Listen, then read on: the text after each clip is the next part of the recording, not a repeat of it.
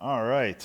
Thank you, everyone, for coming in. I know this is the last session of this long conference, but I hope everyone got a lot of good stuff out of it so far, and hopefully you can get a lot of good stuff out of what we're going to talk about today.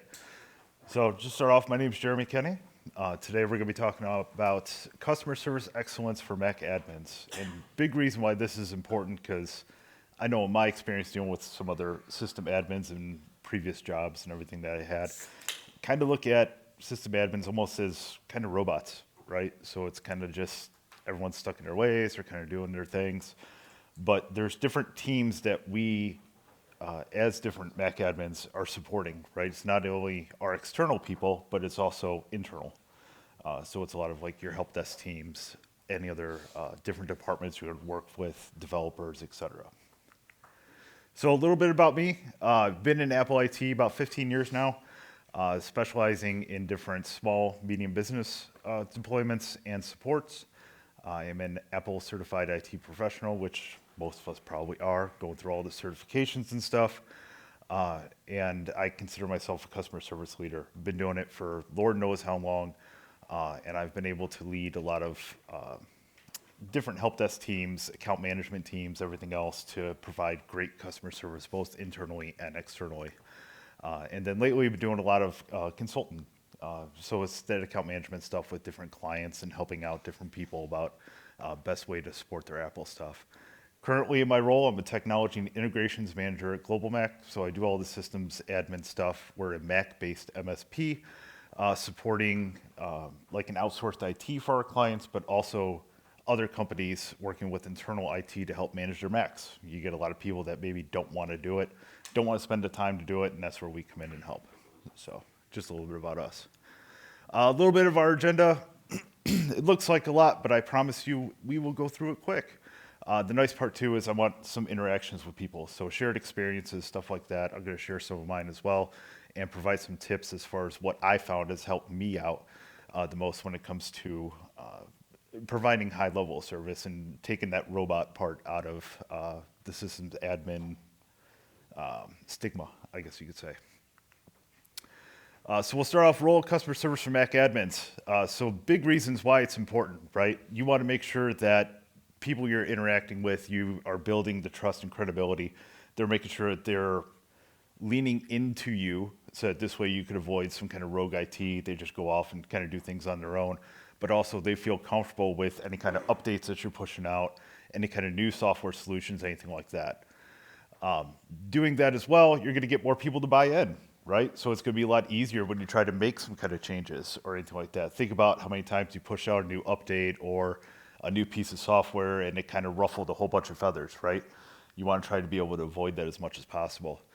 And then again, creating a positive perception of IT beyond the technical skills. So it's not just, you know your stuff when it comes to the tech part, it's you know your stuff when it comes to dealing with people as well, right? Try to make that transition as easy as possible to whatever new thing or easing them into maybe they're just starting to use the Mac, right? How do you make that as easy as possible for them? So common pain points that we usually run into on the end user end, right? So a lot of times they don't want to reach out to IT because, maybe they don't feel that they're getting response time, quick enough as possible. Sometimes the explanations, they're kind of over their heads. And a lot of times when you do that, you can sometimes offend people, right? If you're using too many technical jargon terms. And then lack of follow-up or resolution updates. And basically what that means is the client maybe or the end user doesn't feel that their issue's resolved or it comes back so they immediately think that you did something wrong or something like that. We want to try to avoid that when it comes to that.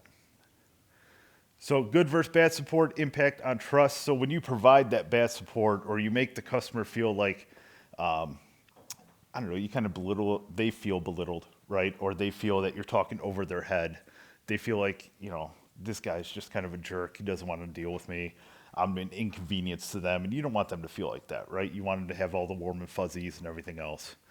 So providing that good support is going to actually build that trust and that rapport with your end user. So bad support erodes the confidence like we talked about. Reputation is going to follow you every interaction across the organization. In my current role, I've done everything from help desk to project management to running operations to doing account management. Now I'm in that systems admin role. But I have clients that I've dealt with for Lord knows how many years, and they strictly just pretty much come to me with it. Now, that's a good thing and a bad thing, right? It's great because I have that rapport with them, right? They love talking to me and dealing with me, and they know that I'll be able to get it done. It's bad because they don't go to help desk first. So part of my job is making sure that help desk can instill that same kind of confidence so that they don't have to come to me. They feel comfortable just submitting that support ticket so that this way someone else can take care of it and they know that'll happen. So this is just kind of a summary of what we talked about, right? So the big thing is going to be not using the technical jargon, right? You want to speak to people on the same level that they're at right now. And sometimes that's difficult because maybe if it's a new person that you're interacting with the first time, you're not going to be able to actually determine what their level of expertise is, right? So you kind of got to find that baseline to be like, okay, I can start with this. If they start to understand it a little bit more, maybe then I'll start to toss in a little bit more technical terms so that this way I can gauge if they're actually going to understand it. Because again, you don't want to offend people. You do that, then that puts that bad taste in their mouth, lowers your reputation, lowers the rapport, and they don't have that confidence. Now, you want to do the same thing with your help desk guys. So if you're talking to a tier 1 guy, right, or gal, for example, you don't want to sit there and be like talking way over their head with scripting language and all this other stuff when you know they're not going to understand that, right? You want to make sure and kind of build that trust so they can feel comfortable in coming to you. There's a lot of times when, in other previous jobs I've had, I've dealt with some help desk tier 1 techs that don't like to escalate up to the systems admin or something like that, or the next tier, just because they feel, again, same way, they feel belittled. They feel like they're wasting that person's time or anything like that. You want to be able to coach people and train them to be like, hey, this is the information I need in order to be able to support you the best, right? And if you could sit there and talk to them about that and be able to coach them in that way, then you're going to get a better response out of them. Same thing with the clients, right? If you're talking to an end user directly, you want to be able to make sure you're asking the right questions in a proper way so that this way they feel confident being able to give you the answers without any kind of pushback. So again, communication's key, right? So big thing is focusing on their needs. They're reaching out to support, or the help desk guys are reaching out to you because they have a certain need that needs filled. Maybe they're stuck on an issue. Maybe they need a new software deployed. Maybe they need new updates pushed out or something like that. There's some reason why they're reaching out to you. So you want to take that into account when you're speaking to them, and you want to make sure you're clear. Don't leave any kind of ambiguity, whatever. You know what I mean. Don't leave it where it could be left to a different kind of interpretation, I guess is the best way to put it, right? And then make sure you're letting them speak.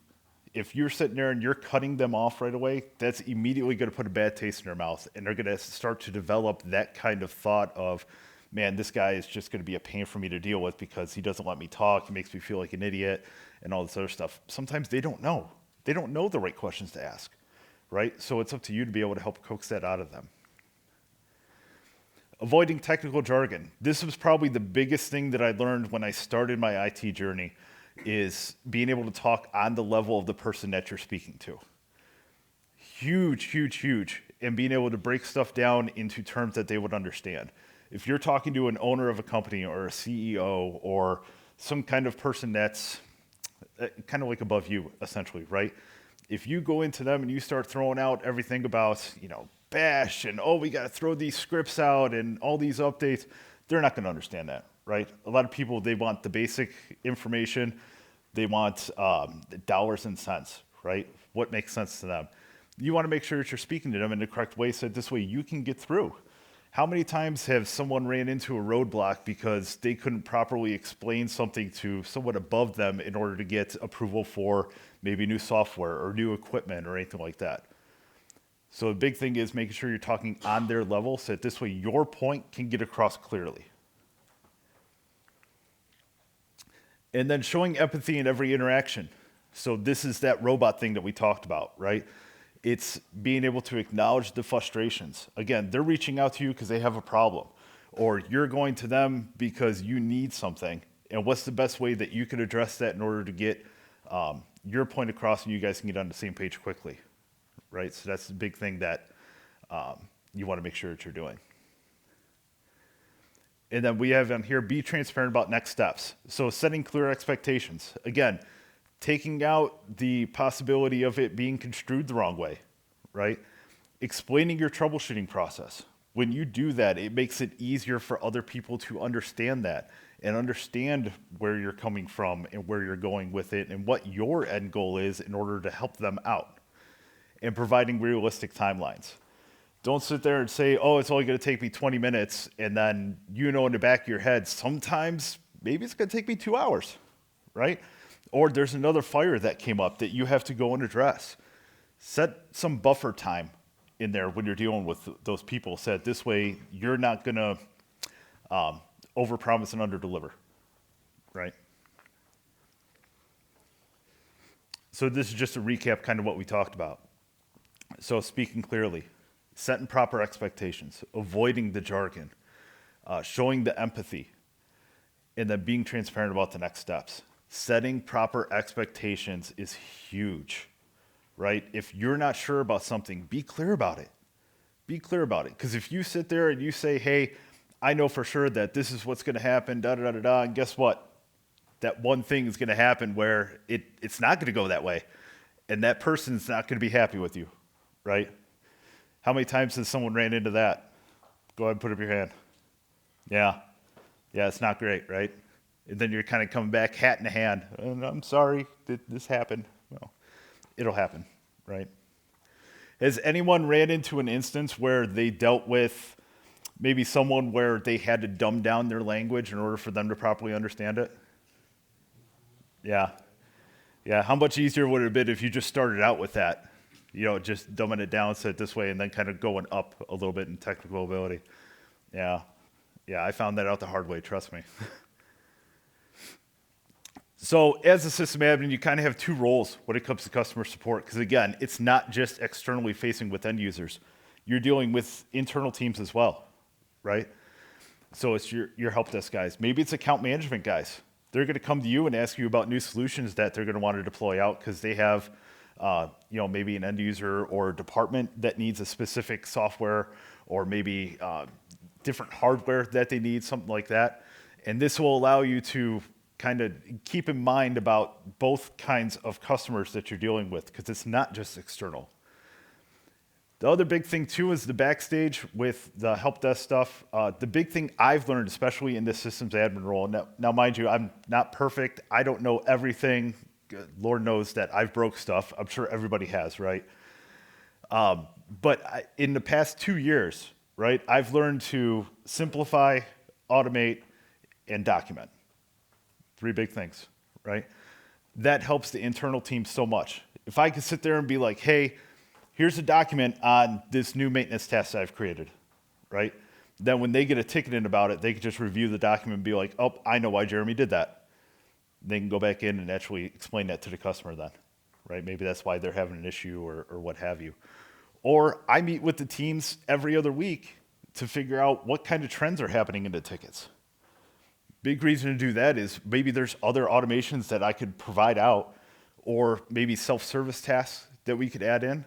It's where end users could resolve things on their own, or maybe it's new documentation that the team needs so that they could resolve those tickets, right? Whatever's going to be more quicker. The front stage stuff, so direct client communication. One thing that we severely lacked at my company was reaching out to end users and letting them know about what's going on in the back end. So a new update came out. Guess what? We got a ton of tickets because it installed and they weren't expecting it, right? Or maybe they wanted the new update and they couldn't and they didn't understand why. So I started coming up with the email templates and everything to let them know, hey, here's what's happening. Keep them in the loop. It reduces tickets. It makes people happier. There's less questions, right? Hey guys, 15.6 just came out. It's going to install in 2 weeks. You can do it beforehand, but make sure you do it because otherwise it's just going to do it, right? So next I want to talk about some de-escalation techniques. So these are big things that I've learned starting when I worked at Apple. I worked for Apple Care support, so I did the at-home job. And they taught us a lot about fixing the customer first, right? And I know that sounds kind of rough because you're just like, well, they're not actually broken. No, no, no, no. It's about aligning with them, right? It's gaining agreement on the issue that's happening, and then assuring them that you're going to find a solution. Maybe it's not in that time frame that they want, but if you could assure that you're going to end up with some kind of resolution for them, that's going to be huge. It's going to build that confidence that you have, or they have in you, I'm sorry. That also works for internal teams. How many people have dealt with a frazzled help desk person because they don't know what's going on, they escalated something up to you, right? Yeah. So de-escalating them.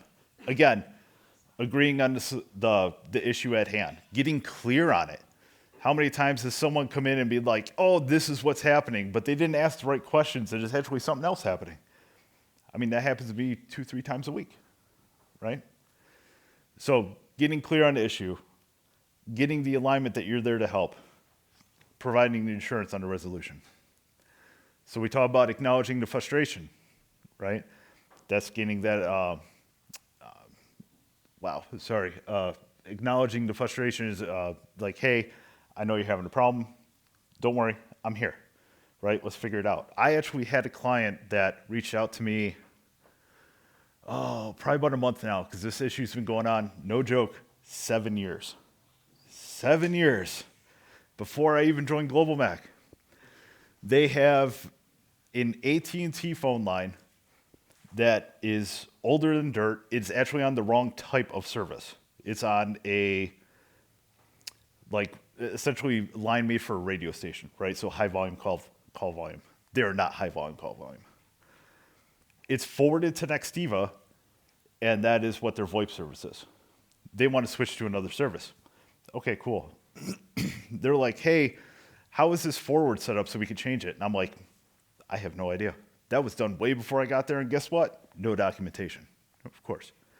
So I told them. I was flat out honest. Now, to be fair, this is probably one of the clients I have one of the best relationships with. We have clients all around the country. These ones are local. I've been to their office a few times. I've dealt with them. I told her on the phone, I was just like, I don't know.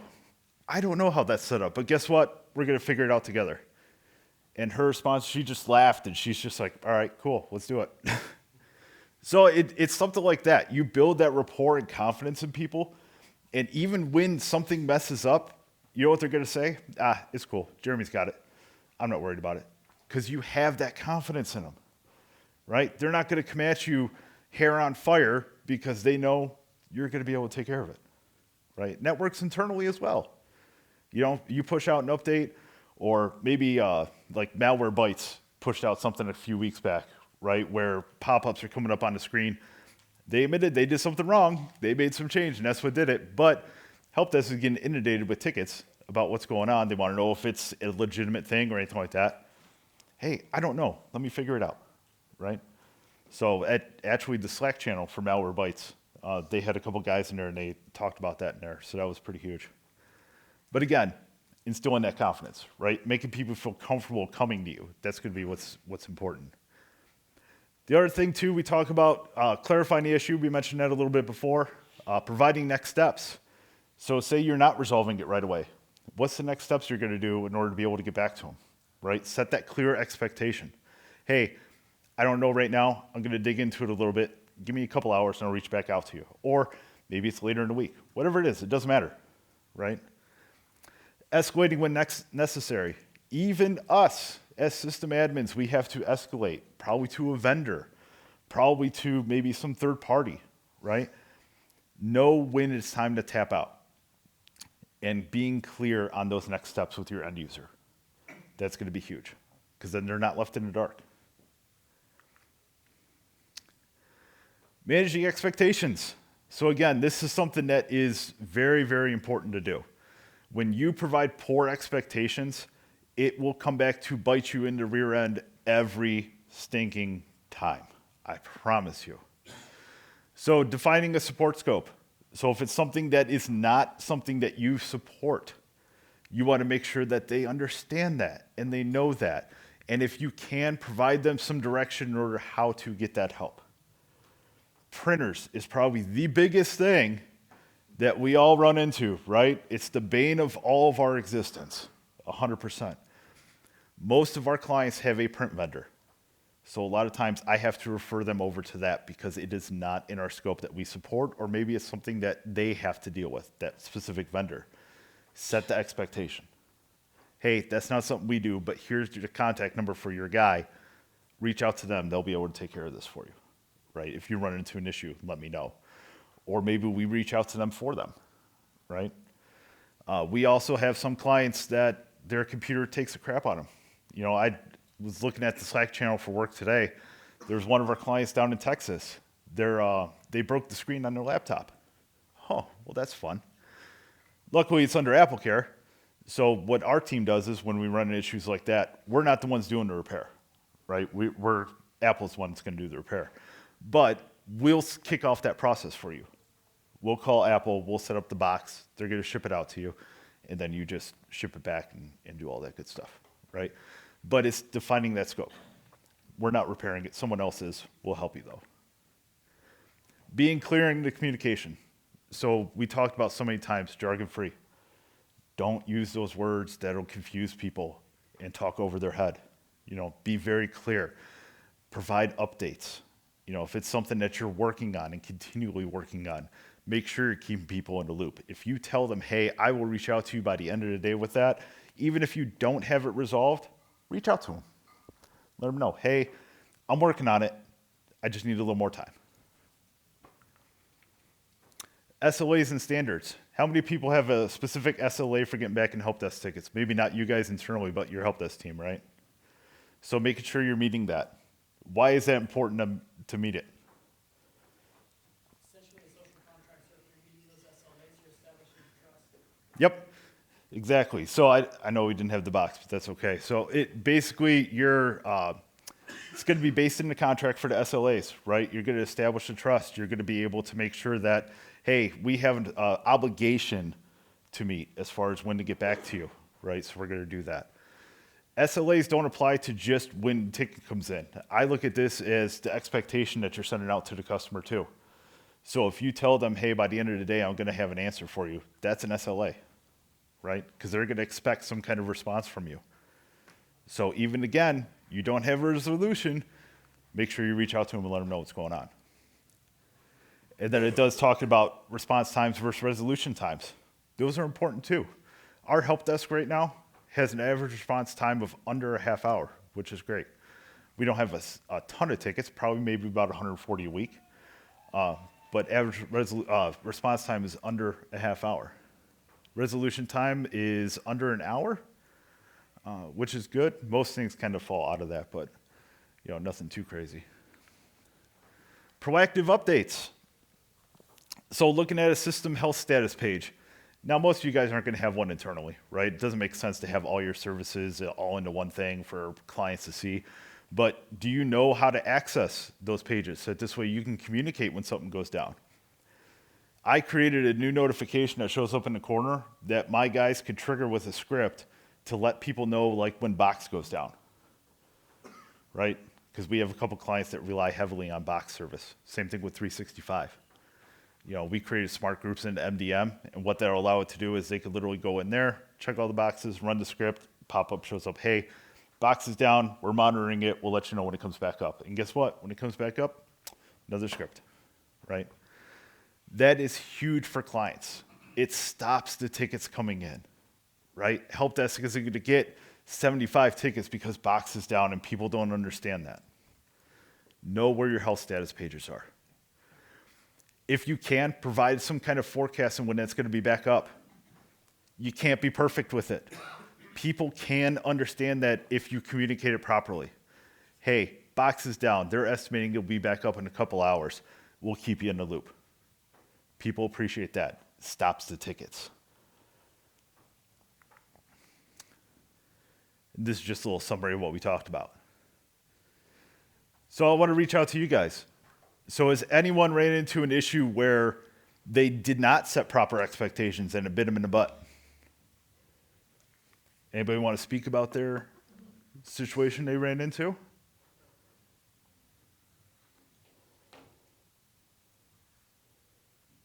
Yeah, Charles. Oh, so close. Guys, I am not a sports person. I play golf. I just swing a stick. Right. You nearly got a good assist there. So, Oh, hang on, we'll take Charlie. that. Charles, it didn't. Do I need to go a bit closer? How's that? Can you all hear me?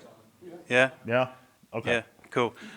So we had a situation, well, I had a situation, I should say, where our CEO was using a completely unmanaged device outside of any of our knowledge. So, yeah, that was fun. So we set the expectation, well, we didn't set the expectation. What we said we are going to do is create a brand new user account, enroll it in the MDM. You're going to be ready to go within like an hour. That was mistake number one. For a normal user case, yeah, it probably would have taken less than an hour to get that all set up and ready. The man doesn't use OneDrive or any backup at all, so all of his documents were stuck on his unmanaged local user, unable to get them into the new user created by the MDM. This then bled over to tomorrow. He was only in town for 2 days, and I ended up sitting in his office whilst he was on various other calls for a long time, just getting that new profile set up, and it was horrible. Like, it was, I mean, he appreciated it in the end because he saw how much work went into it, but it bit me in the butt because I had plans that night and I couldn't actually go to do them. You had plans. I had plans, yeah. Right. So if I'd set the expectation of actually what is going to go down, how long this is going to take, what we want from you in terms of make sure you got all your documents backed up, make sure you got this, that, and the other, I probably would have been out of there and in the first day rather than it bleeding over to the second day. Good. Anybody else? Come on, I really want to throw this. There we go. Wow. They don't have basketball. Guys, they don't have basketball over in England, so it's fine. No, the college I work at now, particularly the campus I work at, is the most heavily used Apple campus. And it's been notorious since they fired the one guy who knew how to work them to always get people who just kind of tolerated them. So like when I came in, all the professors there were just like, "Oh, you're the new IT guy."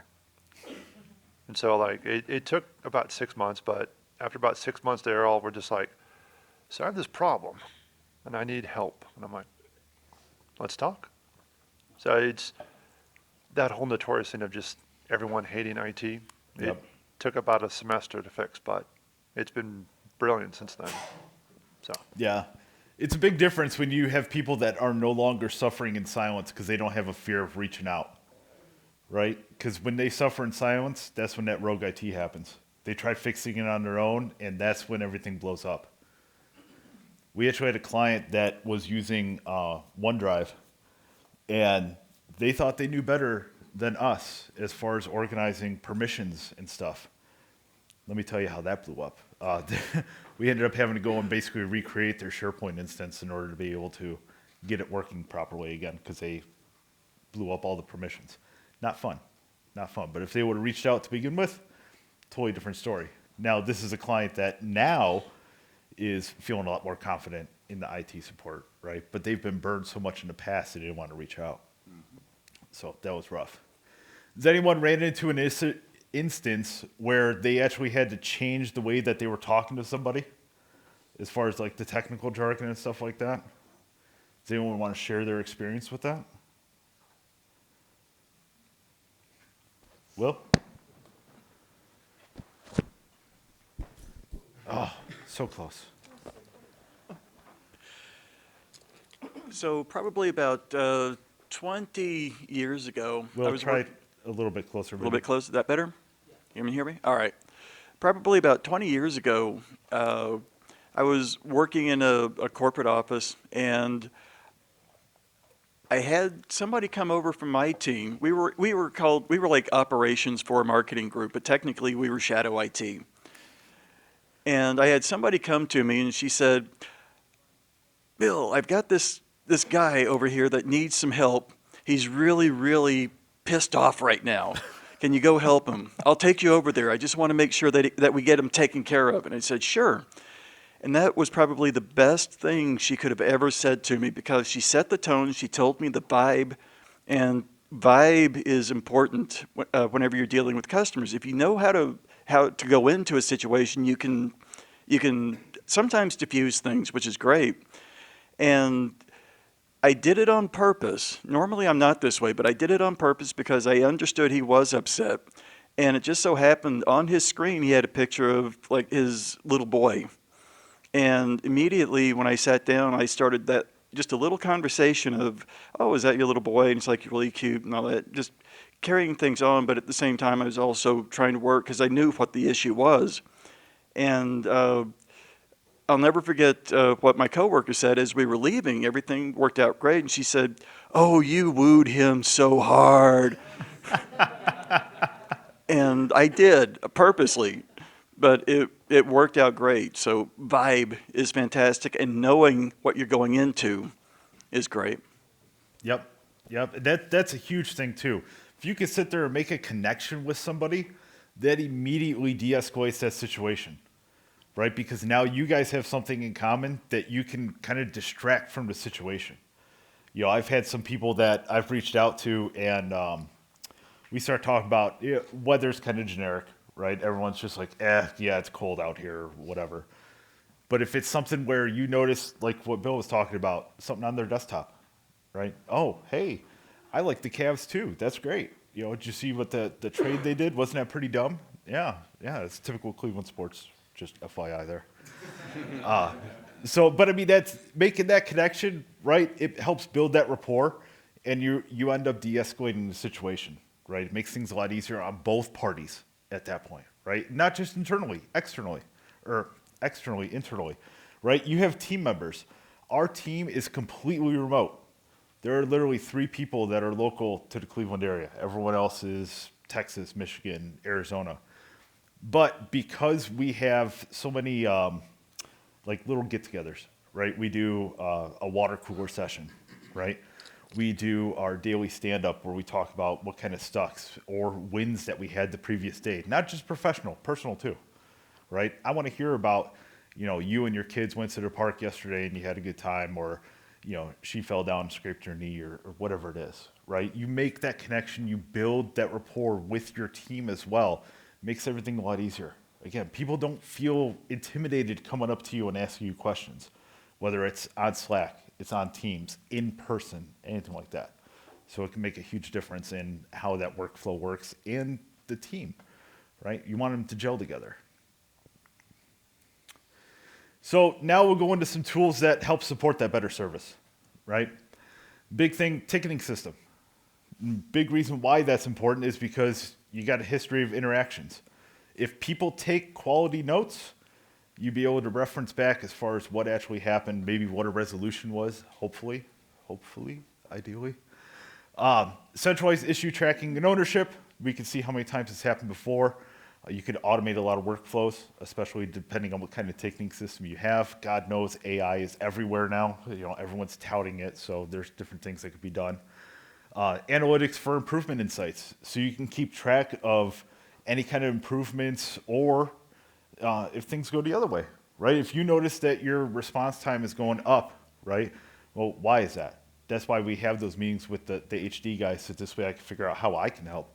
Because there's going to be automations, there's going to be scripts, there's going to be maybe new software that needs deployed, or maybe they need access to something in order to be able to do something faster and not have to come up to someone else in order to get it done. And then I just put a couple notes on there about like different ticketing systems, for example, Zendesk, Fresh Service. Wow, that's a typo. Fresh Desk. Jeez, oh man. Is it a thing? Okay. I have not used Fresh Desk in probably about 8 years, so who knows. And then Autotask and ConnectWise. Those are a couple of big ones in the MSP space. So not everyone's probably going to be familiar with that. That's okay. AI and chatbots are big things too. Those of you that have talked to me throughout the week, right? I've talked about how I've used AI in my job. And the big thing is train it, right? So ChatGPT, I have a paid version that I use. I also use Copilot. But you could feed it stuff in a knowledge base, So if you have maybe not internal things, because Lord only knows some of that stuff gets out in the world. Copilot's supposedly a little bit better, but who knows? But general things. So like I use it to help me with some scripting things. So I will provide it documentation on Adigi, which is our mobile device management we use. I provided documentation from Apple's help support docs and developer docs and everything. And then I'll ask you questions. And guess what? It can feed me a lot of information that I could use. Now, the big thing I tell a lot of people with AI is that it's an 80-20 thing. It'll get you 80% of the way there. That last 20 you got to tweak, right? A lot of email communication I use, I tell it what I want it to do, and then it spits out an email template for me. And then I tweak it accordingly. Obviously, you don't want to say, God, what is it? Hope you're doing well is the first line all the time, right? So tell it, hey, don't do that. So that's a big thing that I end up doing. I use AI a lot in what I'm doing in order to be able to communicate better. Because I'll tell you what, I struggled for the longest time about communicating with my team. Customers I was great with. Great. Happy, sunshine, all that stuff.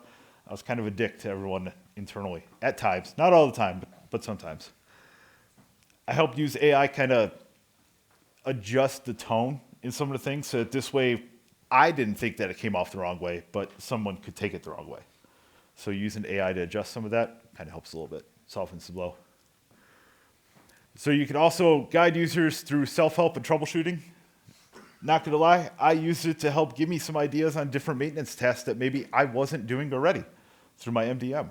And I came up with 2 or 3 ideas. So it's not the end of the world. Not everything's gonna be perfect, but I'll tell you what, it does help get some ideas that maybe you guys haven't come up with before. So don't be afraid of it. Knowledge base. Documentation is huge, huge. The big reason why is the more documentation that's out there, the less questions you are going to get. Because people are going to be able to look at it and see what it is that you're doing, why you're doing it, how you're doing it. Right? So don't be afraid of creating a document and letting people know about it.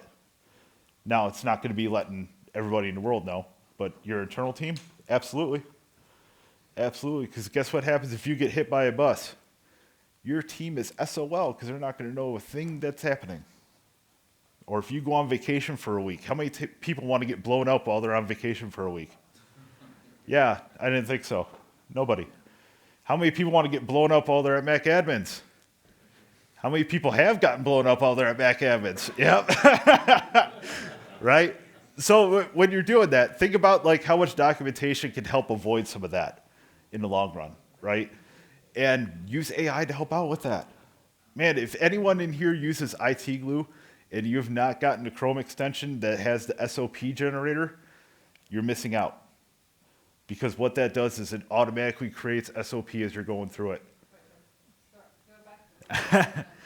Yes, so if, go ahead, Rich. I was going to say, 2 gigs Oh, ago, Will, can you hand him the box? Yep. Thank you, sir. 2 gigs ago, my boss had a great philosophy on this. He's like, anytime someone goes on vacation, it's a training opportunity. We're just going to assume they're not available, and we're going to figure it out on our own. Absolutely. Absolutely. So back to what I was saying about the IT Glue thing. So, I don't know when they came out with it. I literally found it maybe about 4 months ago. But there's a Chrome extension that you get. And you log into your IT Glue instance, and what it does is there's an option for an SOP generator. And it records your Chrome window. So if you're going through and, say like for Adigi, it's all web-based, or Jamf would be web-based, right? You can go through and as you're clicking, it's taking screenshots and it's creating documentation on what you're doing. After you're done, you hit stop and then you tell it where it goes. And again, it's AI, right? So it's going to be the 80-20 rule. Not everything's going to be perfect, but I'll tell you what, getting 80% of it done, that last 20 is a hell of a lot easier. Right? So if you guys are not using something like that, Scribe's another great tool that'll do the same thing, essentially, right? But that one you kind of got to pay for. So it kind of sucks in that regard. But again, create the documentation, guys. People will use it if it's there. And if they don't use it, tell them to use it. I'd be like, hey, that's great. I created a document on it. Here you go. Give them the link. Oh, one other thing too on this. That's not just internally, externally too. If you have a way that you can provide a knowledge base to your end users, they probably won't use it. However, when they come up with an issue, the help desk guys or gals can provide those links, right? And then you're teaching people to fish. So eventually, hopefully, they'll get into it. Statuses and updates. So if the solution you guys are using for your MDM, or you don't have some kind of notification solution or be able to communicate out to end users about what's going on, get it. It'll help stop tickets coming in. The more you can be proactive and less like a firefighter, the better off you're going to be. So if you guys don't have something, get it in place.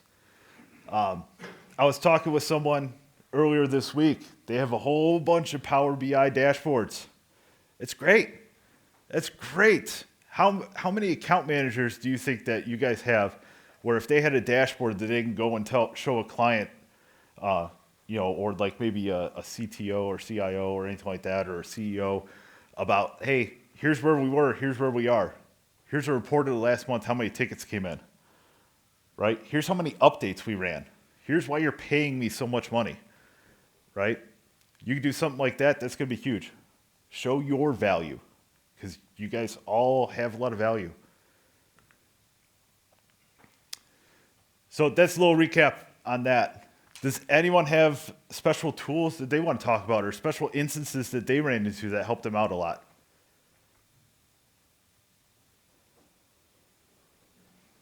No? No. Well, yeah, but some other people might have some more feedback. Look at that, see? So is this on? Cool. Good. Okay, so going back a little bit further about when you were talking about like establishing the relationship with the customer, one of the biggest things that's helped me that I saw you had on the slide, and I don't feel like you spoke enough on it. Analogies. Especially if you're trying to get away from the jargon. I don't know how many times I've had to use analogies of like a highway to describe somebody's internet. Yep. To help them understand, I see that you've got fast internet, but your bandwidth is the issue. Right. That one's huge. And then just giving off some kind of sense of urgency. If they feel like it's an important issue to you, even if it's not, they will trust in you to take care of that. Yep. Yeah, 100%. And that's the big thing too. Like the analogies is what's going to help remove some of that technical jargon that might go over people's heads, because you're breaking it down into something that can be easily digestible and they'll understand a little bit more. I 100% agree with that. What was the other thing you mentioned? Because there was something else I was going to say and I lost it. Wait, sorry, what was that? The second part of what you were saying. The sense of urgency. Yes. Making them feel like they're the most important thing when maybe they're not, right? But that's okay, because they don't have to know that, right? Yep. So absolutely, I definitely agree with that. So the other part of our role, right, is going to be a lot of automations and efficiencies. So this is going to be adding stuff in self-service.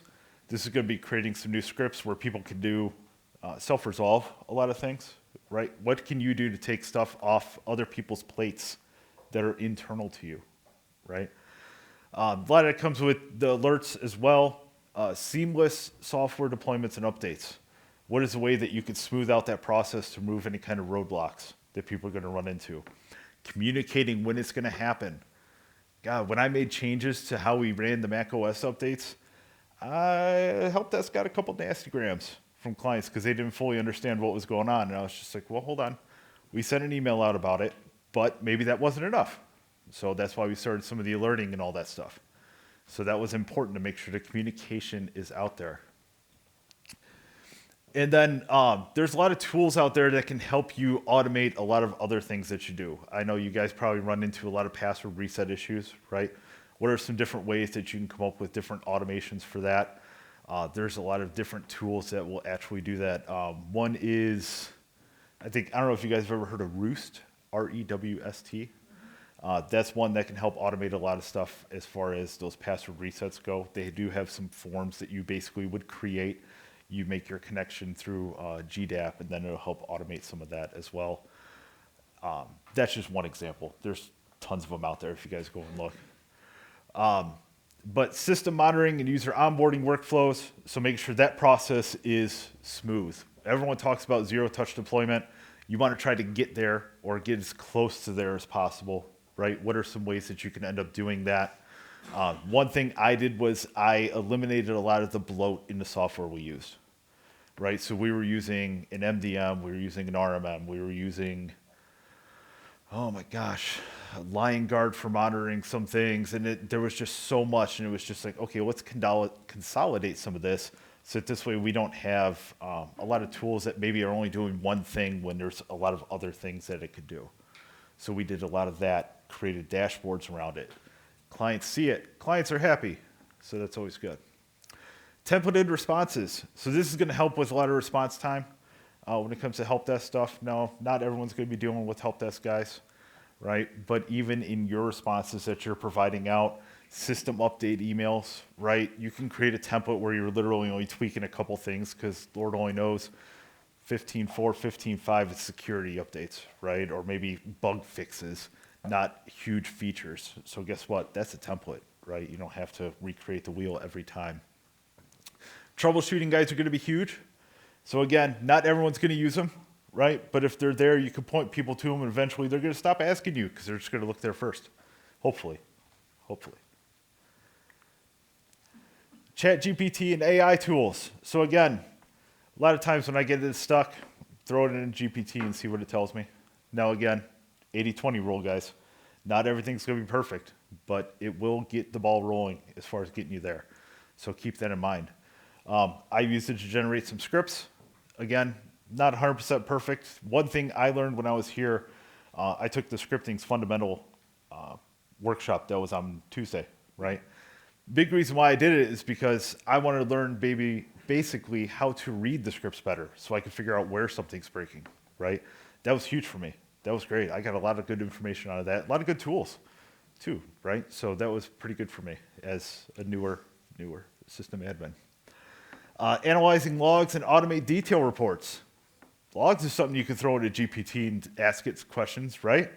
So that could be a good way to be able to look into those as well. Has anyone ran into any special tools that have really helped them out when it comes to some automations and efficiencies? You throw that over to him? Who's going? Just throw it at his face. He's fine. There you go.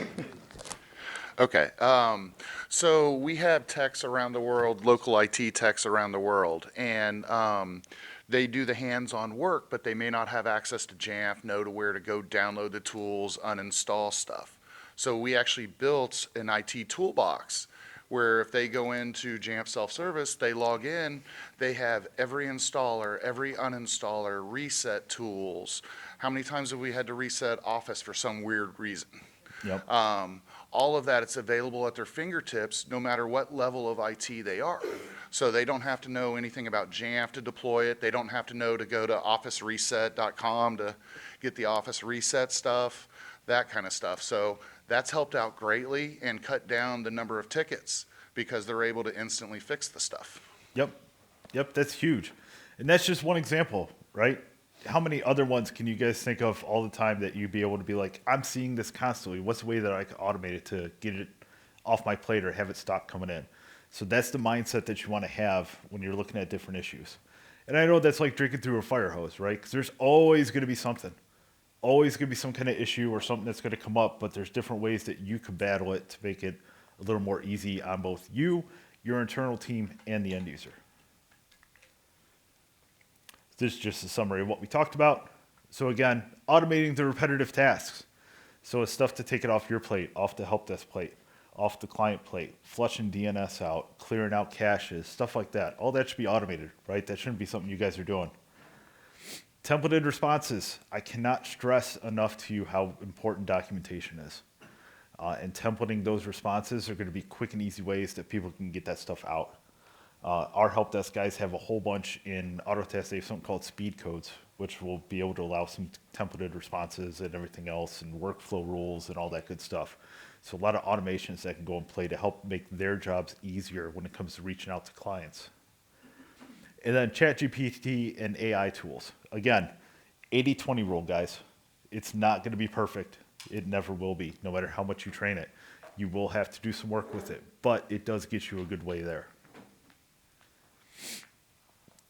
Wow, coming up through the slides. Good stuff.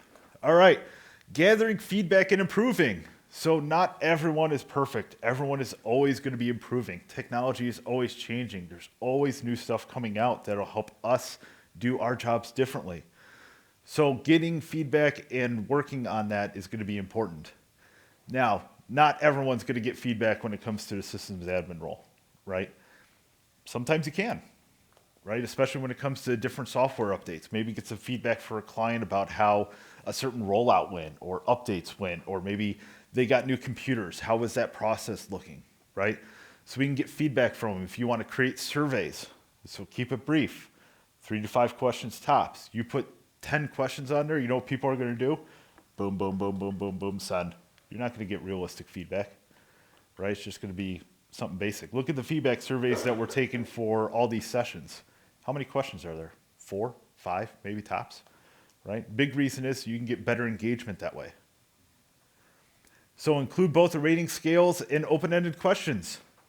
You want that feedback. Hey, if it sucked, tell me why it sucked, please. I want to make it less sucky. Send promptly after ticket resolution.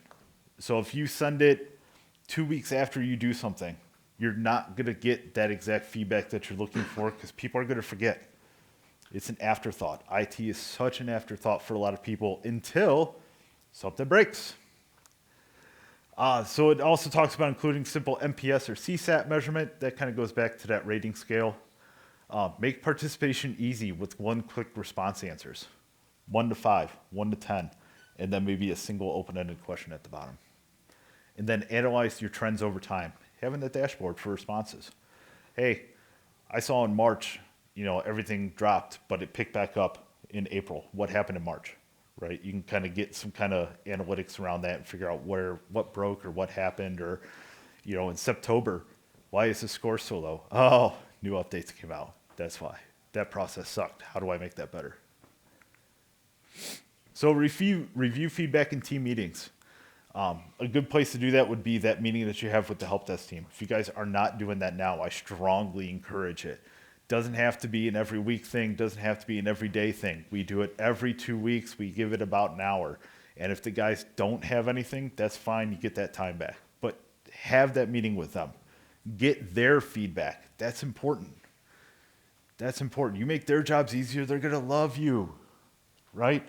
All the stuff Kevin was talking about with the self-service that he put in for people. Imagine how much the help desk guys love that, right? They don't have to go and bug other people because it's all at their fingertips. They can just do it.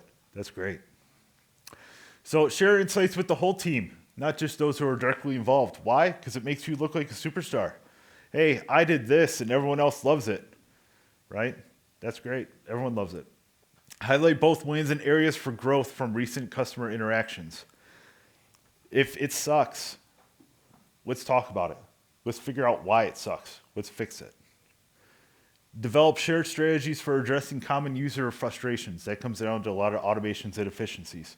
We're seeing trends. Let's figure out how we can fix the trends. Is there a script that we could do? Is there a reason why this is happening? Maybe Microsoft released an update that made it a pain to actually install the update, or broke it. Well, how do we avoid that in the future? Use specific examples to illustrate effective communication techniques. Those are your email templates. Those are going to be talking to people on their level, so that this way they're understanding and know that you're speaking clearly to them. And then recognizing team members who exemplify excellent service standards. Everyone wants that pat on the back, right? How many times is it great to hear when your boss comes to you and says, hey, I saw what you were doing. That's great. Thank you. Thank you for doing that way because it made my job easier, right? Everyone wants to hear that. Help desk guys included. Who's got the box? Throw it at Damien.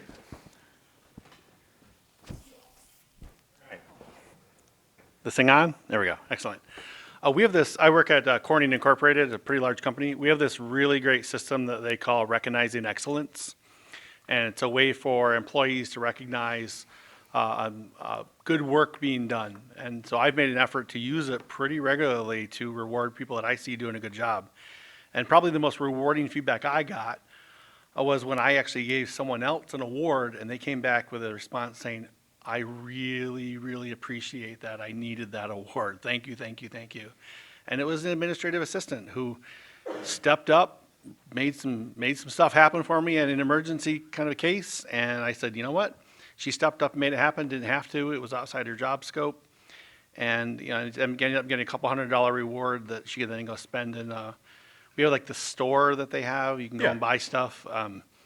Like I think I have like $1,000 in that store now I have to go spend because I get rewards as well. So They have to spend. well, I do. At some It's point, I'm such a going chore, to. Yeah. let me tell you. Yeah. So if your company doesn't have that kind of system, you can even recommend that they implement one. It really improves employee morale. Yeah. Across the board. 100%. So a couple examples of that too. We use Bonusly internally. So Bonusly, you get a set limit of points, and you can award those points to people, right? We have our core values attached to that, to where it's like I can go to, Dorian and be like, Dorian, that was a great job on that help desk ticket, man. Hashtag be the hero, right? And then we put a fun GIF on there, GIF, however you say it, right? However you say it, it's fine. But then you award 5, 10, 15 points, whatever that is, right? Those points translate into stuff they could spend on, gift cards. We have company swag in there, right? So people could do that. But it also posts in our Slack channel. Everyone sees it, right? So imagine how those people feel when that happens. Crewwho is another software that does the same thing, right? But it's that recognition. People love that. People love hearing about how they did a good job. IT is such a thankless job at all levels, right? So reach out to those people. Tell them they're doing a great job. Track responses and resolution metrics. So it's something that, those dashboards are pretty important so you can keep track of those trends. Are you guys going up, down? What's that customer feedback look like? This will help you determine kind of where you're at. And don't use it as either like, oh man, we sucked this month. Don't look at it that way.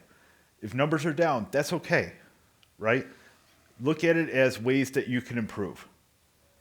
One thing in our company is when we're looking at our KPIs and we notice that they're down, let's talk about it. Let's figure out why they're that way, because there's going to be reasons. Maybe a new update came out that caused an issue. Maybe a handful of people got new computers and it raised times on tickets because there were a bunch of things that weren't properly set up, right? Okay, cool. How can we get that process better? Always look to improve. Just because a number looks bad doesn't necessarily mean that it is. There's probably reasons behind it. Make continuous improvement part of the culture. So always improve documentation. Always improve interactions with people. Always train. We do like a book club at work, to where it's like we have different books that everyone gets like a PDF version, or if they want an audiobook, they can get an audiobook, right? You read a chapter a week, we meet for like a half hour, we discuss. Different improvement books. A couple was Extreme Ownership by Jocko. If you guys haven't had a chance to read it, I definitely would recommend it. It's definitely one that's more taking responsibility in a team aspect, right? So it's kind of just like, hey, I messed up, it's fine. Let's figure out together how we could improve that. It was a great book that we ended up reading. That's just one example. There's tons of them out there, guys. But always improve. Always. IT's always changing, and so should you guys. It's important. New certifications, right? New trainings. How can you guys get better? Take that next step. And then celebrate when people do. Don't just post it on LinkedIn that you got a new certification. Does everyone in an organization know that you did? They should, right? Tell people. They're going to makes you look more knowledgeable, right? You now have that expertise that you can pass down to other people. Create the documentation around it. Share it with the world. This is just a little summary on that. So, key takeaways before we hop into some questions, Q&A time. Technical skill and communication equal great support. That expertise is not the only thing that's going to dictate great support. If you give people that warm and fuzzies while also resolving their issue, they will love you forever, internal and external, right? Builds that rapport. Turning critics into advocates. We talked about it a couple times throughout this session. People hate reaching out to IT. They hate it. They got burned before. They don't want talking to people. A lot of them are robots, right? No empathy. Change their minds. Change their minds, and they will come back to you all the time. They will be super happy to talk to IT. They will feel confident that they'll be able to get a resolution. And that comes into building that reputation. Change the thought aspect of IT being that cost center to being a strategic partner, right? Make them feel confident coming to you when they have issues or ideas. Maybe they saw something that they thought looked cool that would help them do their job. Cool, let me investigate it. Let me make sure it's good. Let me make sure I can deploy it. If there's a cost, let's get an approval, and then let's get it out there.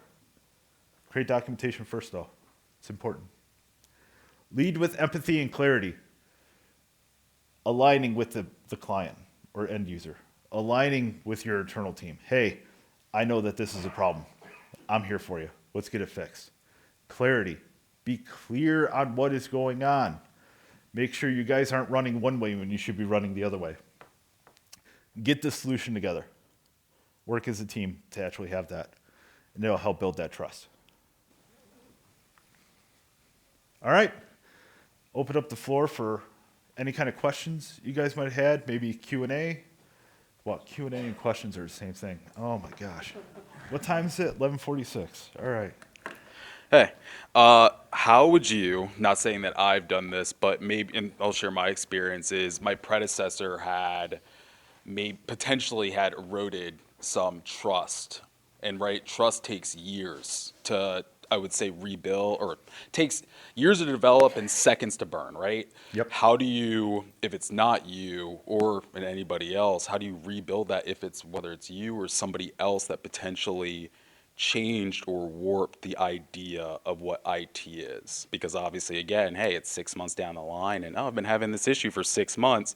Why didn't you tell me? Oh, Right. I didn't. I'm afraid. I don't want to get yelled at, or I don't want to get the scorn or the angry face. How do you reapproach? Is it just time, or is it a different approach? It's a little bit of both. Yeah. So it's definitely time. The empathy is going to be key. I cannot stress that enough. If you can sit there and you can align with somebody on the issue, you can get clear with it, you could talk on their level, and then work together on that resolution, it'll help build that confidence in IT again. That's what it is. If you could sit there and not make someone feel like an idiot because they're reaching out because they have a problem, that's going to be huge. Because if they stop feeling like they're just going to get berated when they reach out, they will feel confident in actually reaching out. And set clear expectations. Not everything's going to be resolved right away. You had an issue for 6 months, right? Are you going to be able to resolve it in 10 minutes? Not always. But be clear on those expectations. Right behind you, Dory. Oh yeah. This is actually following up on your question because I've been in that situation. Like I started at this place and I got a tour and like I was introduced as, this is Jack, the new IT guy. Don't worry, he's not Tony. Wow. That is So- not a great intro. Yeah, no, it was. That's it was- terrible. There was terrible trust in the entire company for my team. So the biggest thing I had was when I was meeting people and I was being introduced, make sure that you're building that empathy and that sense of relationship from the onset. If somebody comes to you and they're like, hey, I've had this issue for 6 months, be like, no worries. Wish you would have come to me sooner, but we can get this figured out. In the future, please never hesitate to come see me if you need an issue. As long as you are portraying yourself as somebody that's easily accessible or approachable. Approachable is the word I was looking for. If they know you're approachable, they'll approach. It's that whole, if you build it, they'll come. Yep, right back. Kind of along the lines of that, one good way to, whenever someone comes to you with the problem, they're seeing it as a problem. You may see this as, I don't understand why you're having this problem, but, just good ways to approach it are, it's like, can you show me the problem? Okay, yeah, I can see why this is confusing. Yeah, I can see why this is giving you trouble. Okay. And like for the stuff for 6 months, it's like, I've been having this problem for 6 months. All right, well, let's see if we can get this resolved today so it doesn't, it's not hitting you anymore. Just, different ways of approaching it that that the person hears, that you understand that it's a problem for them. That you're not going to be looking down on them, you're not judging them, you're not making fun of them. Be like, I totally see this. And one of the ways I learned how to do this was doing tech support for my mom. Because family tech support is some of the toughest tech support you'll ever do. 100%. So what Jack is saying and what Rich is echoing is, don't be Nick Burns. Your company's a computer guy. Move, right? That's how they made a skit out of it. There's such it became a joke in the community, in the society, because computer guys have that reputation sometimes. Yep. So don't be Nick Burns.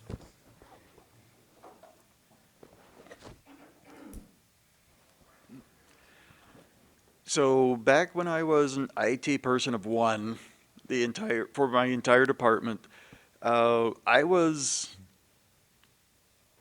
that guy that had the corner desk in the server room. That's where they put me. And you literally could not see the top of it. It was so cluttered, so messy, so stacked with stuff. I was stressed. If somebody walked in behind me and I'm working on something and I'm concentrating, I would get grouchy with that person.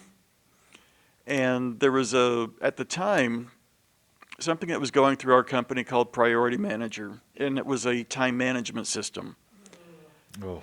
And Oh. it changed my life. I absolutely love time management.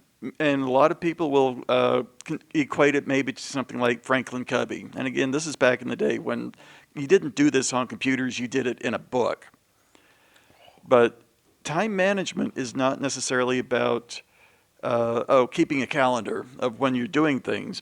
It is learning a system of how to respond, when to follow up, and that's one of the big things. Follow up, even after something went well, follow up, and then making sure you don't let things fall behind the cracks. By the time I had implemented that, I became the poster boy in my company for this. I had a spotless desk. I had a clean server room. My stress level was down. So I would say anybody who has an opportunity to go through something like that, do it. It was a one-day class for me. Got the big fancy book at the time, but they taught me how to use the book, not just hand me some materials and say, keep a calendar. So highly encourage anybody who can take a time management course to do it. And there's a classic book, Time Management for System Administrators, written, I think, about 2006. It does reference PDAs, so it's a little bit dated, but it's a timeless book that follows the same method I went through. Timeless book on time management. How about them apples? Anybody else?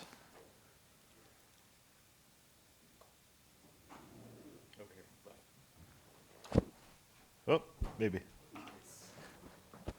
Just curious if anybody had ever run into an issue where your boss actually says, don't go help these departments. Wow. I have not ran into that issue, but I would be interested to understand why that would be. Oh, it's simple. Their assigned IT guy would take an hour or two for lunch and not get back to them, where they put the ticket in and I'd be like, 10 minutes later, there I am. Wow. I did that so often. Yeah, my boss literally said, don't go there unless it's a Mac issue. And I'm like, so these 5 people? And he's like, yep. Whoa. Oh my gosh, that was like a spear chuck. Like, jeez.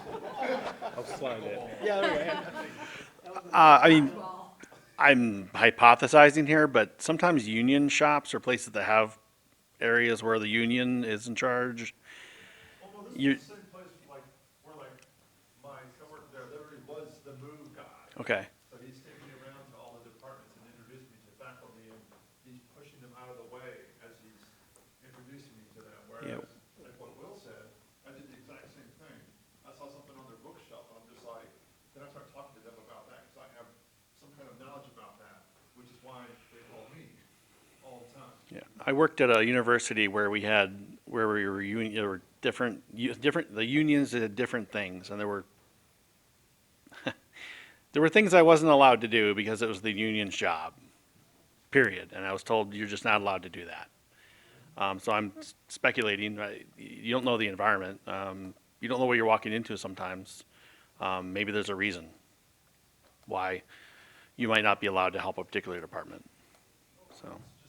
Because I was always helping them.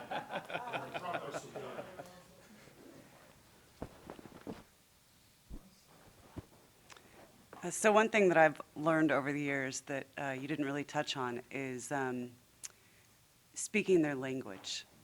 So I had one user, bless her heart, she was very aggressive. And you'd like do a remote session, and she'd be moving the mouse all over, and you're like, we need to close this. And she's like, no, I can't do it. And so, but like I said, she's very aggressive the way she speaks. And I'm not. But I took on her tone. And I was like, look, if you don't do this, I'm locking you out of your computer. That's it. Step back, or I'm locking the mouse, and you're not going to be able to touch it. And she's like, oh, okay. And after that, we were perfect. Yep. I just had to take on her tone when I spoke to her, which was a lot for me. But I found that it's amazing how well that works. And If that they're can be yellers, very- you yell back. Yeah, and that can be difficult to do, right? Because if it's someone you're having a first interaction with, you're not going to 100% know what level they're at as far as tech knowledge goes, or what personality type they are. Oh, it took 2 years to get there. Yeah. But after that, Yeah, I was it'll- like, wait, I can talk back to you that way? Okay. Yeah, I mean, it takes time to build that, right? Build the rapport, build the trust, and learn the people that you're interacting with, right? Right. But you can get there. Absolutely. I also had another fun one, just a fun story. My first week at the university, we also had a new provost. He'd been there a little bit longer than I had, maybe a couple months. And the first tech, so he had his university phone and he had his personal phone. And he wanted he wanted it separate, but whoever set it up the first time, like, mixed everything up. And he was getting, so it's my first week. I'm going down just to observe what our current engineer is going to do, and somebody else in that office had a problem, and they left me to work with the provost alone. Wow. And the first thing he says to me is, "You're the 6th tech that has been in here, and you're not going to fix it." Wow. I said, "Okay." I said, "You're probably right, Right. but can I look? Maybe I know." And he's like, "Sure, have at it." And I was like, "Okay." And I had luckily been aware of the problem beforehand, so I had an idea. The first thing I did was I just looked over how it was all set up. I confirmed with him what he really wanted. And then I started, and one of the things he was having problems with his personal Apple ID. So I said, "Here's what we're going to do for your university phone." And I got that squared away. I said, "Here's what you need to do for your personal phone. We're going to take this off, we're going to remove this, and then you're going to contact Apple and find out why you're having problems with this ID, because we don't have any control of that. That is theirs." When I left, he was smiling, and he said, "I am so sorry.